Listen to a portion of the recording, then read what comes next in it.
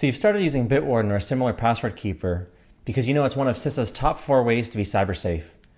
But what if you lock yourself out of it, lose it, or it gets into the wrong hands? A coworker of mine made this post 2 years ago that the dreaded day has arrived. I'm locked out of my password keeper. Hashtag password security regrets. And that's an IT manager who's savvy with technology. This bad day scenario can happen to anyone, jumping into password keepers with 2 feet, but making a rookie mistake of having a single point of failure with no safety net. Fortunately, it can be easily avoided with redundancy, encryption, and some basic hygiene that I'll walk you through today. Essentially, I'll show you how to make an equivalent to a lockbox for your house key applied to your password keeper. I'll break this video up into 3 chapters you can click to. 1, getting set up in Bitwarden. 2, why bother with backups. And 3, a pointy-clicky backup demo. To start, you need an account and to get set up in Bitwarden. I'd mentioned in the CyberSafe video that I couldn't find great instructions on YouTube for how to do this, so I'd make my own video. Then just a few days later, Jason Rebholz from Teach Me Cyber beat me to the punch. He's got a great all-killer, no-filler Bitwarden beginner's guide that I'll link to. It walks through how to make a free account, set up a strong passphrase, and install the browser extension. Then he goes to puppies.com and uses the browser extension to quickly, conveniently, and securely make a strong password and use it on an ongoing basis. So if you're not already familiar with those fundamentals, check it out. It's a great resource. Next, before I show you how to create redundancy and backups, let's start with why. Here's a picture of you as a user of Bitwarden and other services. You've got hosts or endpoints, computer, phone, tablet, and you've got third parties you rely on in cyberspace, your ISP, and service providers like Bitwarden, iCloud, Gmail, and Dropbox. They all have web services that you as a user can access. All of the nodes in this picture have what could go wrong scenarios. You could lose, damage, or have a problem with your phone. Same with your PC, Mac, or laptop. And you're trusting multiple third parties, each of which can become unavailable or worse. Your ISP can be down and service providers can be unavailable or, hacked. Also, knock on wood that this doesn't happen, but you could become unavailable. And then your spouse or family could be locked out of your accounts, which could cause problems for them. So bottom line, the password keeper is important to use because it helps protect you from criminals, but you also need to protect yourself from yourself. You need a lockbox. You need a contingency plan. And the idea here is expressed in the NIST Cybersecurity Framework. It's not good enough to only focus on protect.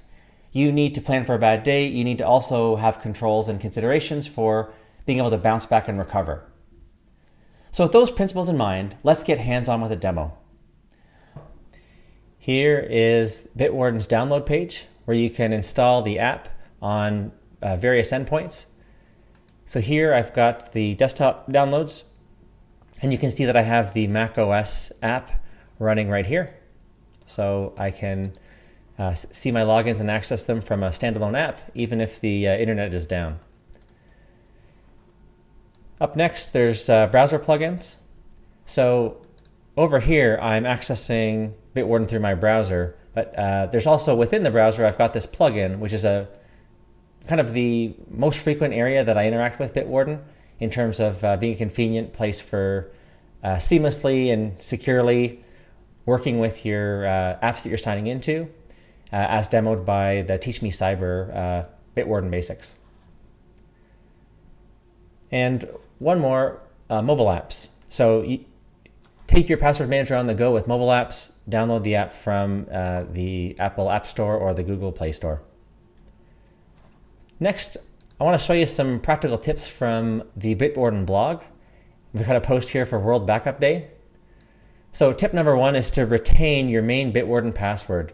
This is the one password you need to remember. So a good idea here is to write it down on a piece of paper and put that in a fire safe.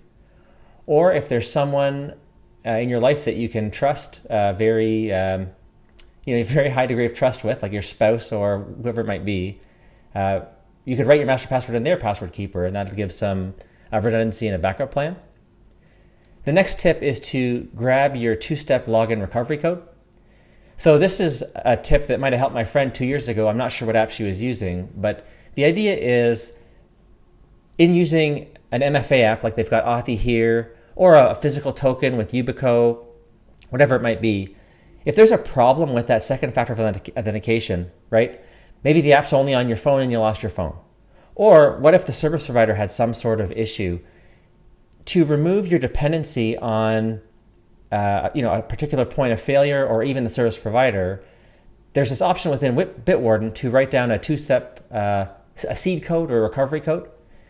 And that way, in an emergency, if you lose the MFA or have a problem with MFA, you would type in this recovery code to access your password vault. So let me show you how to do that. We'll go in through the web, and I'm going to go to Account Settings, Security. Within two-step login, I'm going to view my recovery code. Type in my password.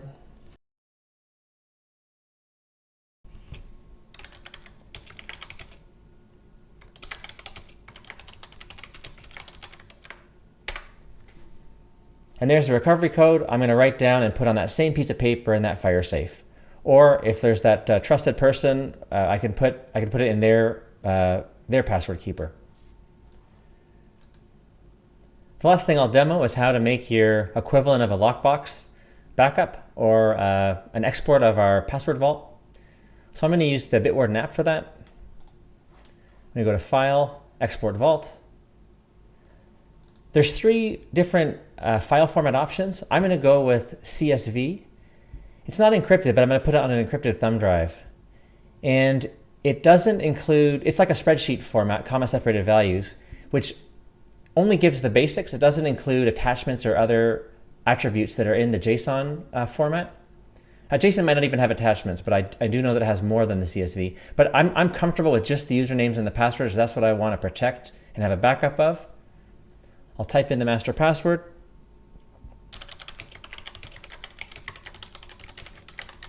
And I'm going to want to put it on my encrypted thumb drive that I made in my previous video, so I'll plug that in.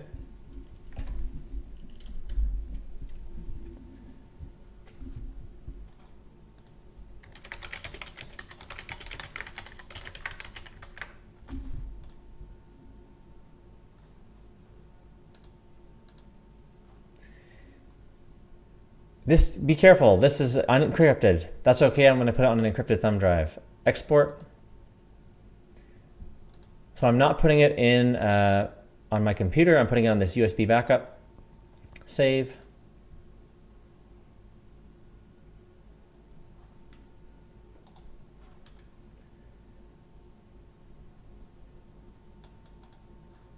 Here's the CSV.